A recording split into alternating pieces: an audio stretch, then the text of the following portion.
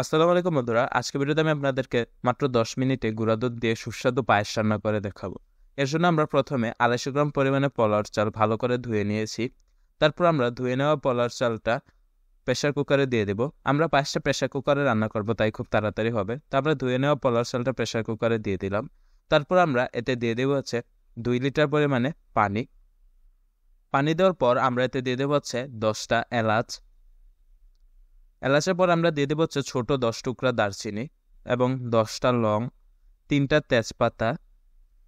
তেজপাতার পর আমরা দিয়ে দেবো স্বাদ মতো লবণ।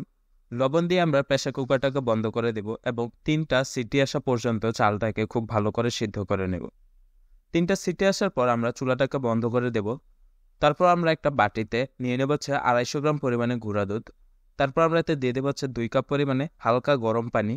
দিয়ে আমরা গুঁড়া দুধটাকে খুব ভালোভাবে পানির সাথে মিশিয়ে নেব, যাতে দুধটা তরল দুধের মতো হয়ে যায়।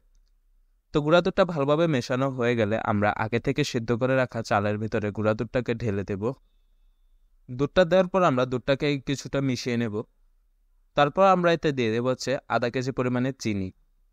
আমরা চালটা ভালো করে সিদ্ধ করে নেওয়ার পর কিন্তু চিনিটা দেব, না হলে কিন্তু চিনিটা যদি আমরা আগে দিয়ে দিই চালটা ভালোভাবে সেদ্ধ হবে না, চালটা শক্তই থেকে যাবে। তো আমরা চিনিটা দেওয়ার পর আমরা সবগুলোকে একসাথে খুব ভালোভাবে মিশিয়ে নিব। মেশানোর পর আমরা আবারও চুলাটাকে জ্বালিয়ে দেব। তারপর 7 থেকে 8 মিনিট খুব ভালোভাবে চালটাকে জাল দিয়ে নেব। জাল দেওয়া হয়ে গেলে কিন্তু আমাদের পায়েস রান্না হয়ে যাবে। তো উঠানোর কিছুক্ষণ আগে দিয়ে আমরা এতে দিয়ে দেবো কিশমিশ এবং বাদাম কুচি। আপনারা চাইলে নাও দিতে পারেন। বাদাম কুচি দেওয়ার পর আমরা আর 1 থেকে 1.5 মিনিট জাল দেব পায়েসটাকে। তো উঠানোর একদম কিছুক্ষণ আগে আমরা এতে দিয়ে দেবো 1 চা চামচ পরিমাণে ঘি। ঘি দেওয়ার ফলে খুব সুন্দর একটা ফ্লেভার আসবে এবং পায়েসটা খেতেও কিন্তু খুব সুস্বাদু হবে। তো আশা করি আজকে ভিডিওটা আপনাদের কাছে ভালো লাগছে। ভালো লাগলে অবশ্যই একটি লাইক করে দিবেন এবং আমাদের চ্যানেলটিকে সাবস্ক্রাইব করে দিবেন এরকম আরও নতুন নতুন ভিডিওর জন্য। ধন্যবাদ।